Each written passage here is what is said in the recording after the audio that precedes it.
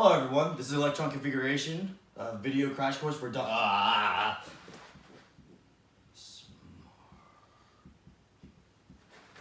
Video crash course for smarties. We will be covering the topics of different orbitals such as the s, p, d, and f blocks, and along with the placement of electrons.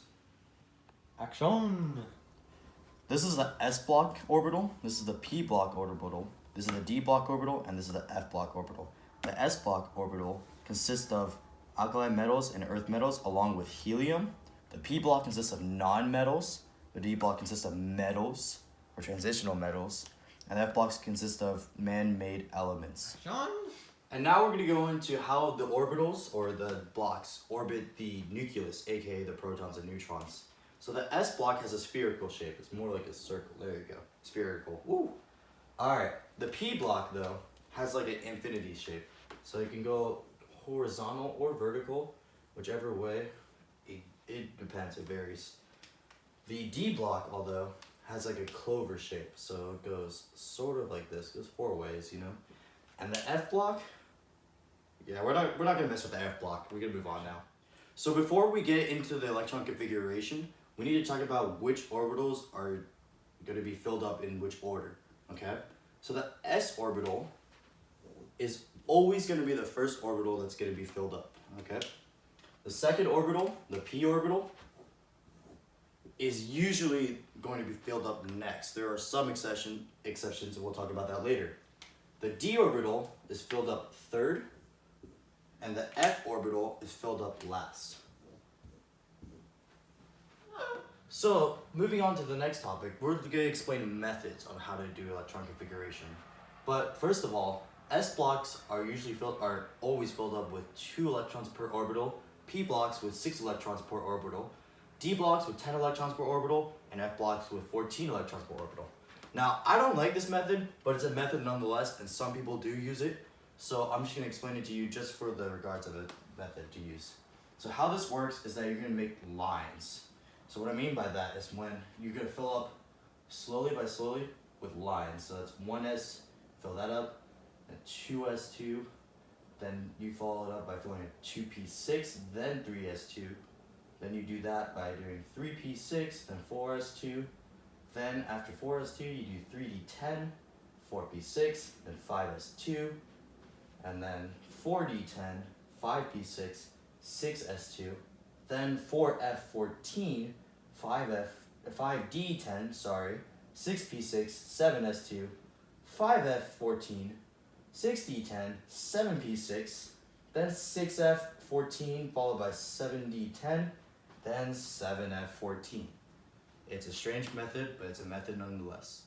Now before we move into some examples, I'm going to teach you a different method which teaches you how to fill up each orbital and in which order to fill up each orbital. So we're going to take an example. Let's say we're just going to teach you how to use this first. Okay? So when filling up the S block, you're going to write a left upward arrow, half of an arrow, okay? Then a right downward arrow. This signifies that there are 2 electrons, each electron filling up the S block orbital, okay? So when I do this, if I were continuously going to work this way, I do the same for the S block orbital, the 2s block orbital. So this would be a 1s2 and a 2s2. Okay, that means that 2 electrons are filling up the s block orbital, and 2 electrons are filling up the 2s block orbital. Now for the 2p orbital, you need to fill up each part of the orbital before adding in a double electron for each. Okay? Then the 3s block, you already know, you do 2. Then the 3p, again, you have to fill up each part of the orbital with an electron before moving on to doubling it up. And then we're to the 4s block, we do that again with the two electrons. Now we'll move on to some examples. So our first example is going to be helium, which is the second element in the periodic table and only has 2 electrons. So the helium is going to fill up the entire s block orbital, the first s block orbital to be exact. So we're just going to put 1 arrow there, 1 arrow there. That is how we're going to fill up helium. And if we were to write this in electron notation, it would be written out as 1s2. So our second example is going to be argon, which is going to incorporate the p block. So when we do argon, argon has 18 electrons and it is a noble gas. So it's the third row and the last column on the right. So when we do argon, we don't automatically fill up the s block for the first one and the second one, along with the 2p block. Now when we fill that up, we're going to fill up each separate orbital before doubling it up. Okay? Then we're going to do the third row, which is the 3s block. So that's 3s2. Then we're going to fill up, so since it's a noble gas, that means it has a full electron set. So we fill it up all the way. So we have 1, 2, 3, 4, 5, 6, 7, 8, 9, 10, 11, 12, 13, 14, 15, 16, 17, 18 electrons. Now if we were to write it out, it'd be 1s2, 2s2, 2p6, 3s2, 3p6, as you can see here. Now example 3 is nickel. Nickel is the 28th element on the periodic table, therefore it has 28 electrons. Now you can see as we have expanded our method because we are including the 3d block, which means that we have more electrons than both argon and helium. Now it's worth mentioning that nickel is not a natural gas and therefore does not have a complete set of electrons. Sorry about that. So when we fill it out, we're going to fill out the same way with the 1s doubled up along with the 2s, then the 2p's separately filling up each orbital before doubling up, then 3s, then 3p, then the 4s, since it's in the fourth row, then when we do the 3d block, we're going to fill up each orbital as per usual. And since nickel is a 28th element, and there are 5 separate places for the 3 block electrons to go, we're going to double up 1, 2, 3. Only 3 of them, since we cannot complete the 3D block range. So if we were to count it out, there should be 28 electrons. So let's count it out really quickly. 1, 2, 3, 4, 5, 6, 7, 8, 9, 10, 11, 12, 13, 14, 15, 16, 17, 18, 19, 20, 21, 22, 23, 24, 25, 26, 27, 28.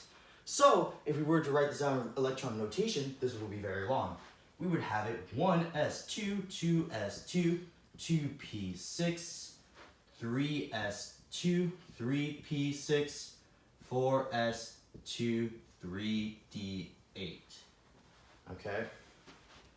But since we don't want to keep this long electron notation, there is a shortcut. How we do the shortcut is simple. We take the natural gas, because it has a complete electron set, and we apply it to writing it out. So what I mean by that is that since we take argon, which is the last natural gas, we write out argon as this, indicating that we have from 1s2 to 3p6. So since we have those electrons, you're able to write out 1s2 to 3p6 with argon alone. Now we include the 4s2 and 3d10. And that is how you include the shortcut method. So a really cool thing about the D block is that the elements in the 6th and 11th columns have exceptions. Nature does not like the fact that how the D block is almost complete, meaning having half or a full set of electrons, since nature loves that kind of stuff. Using copper as an example, it wouldn't be written out as 1s2, 2s2, 2p6, 3s2, 3p6, 4s2, 3d9. It'd be written out as 1s2, 2s2, 2p6, 3s2, 3p6, 4s1, 3d10. Now as to why this happens, well, it's because nature really wants to confuse you. Thank you for listening to my video of electron configuration. This is a video crash course for get out! How the fish did I mess that up? For smarties, yes, you are all smart.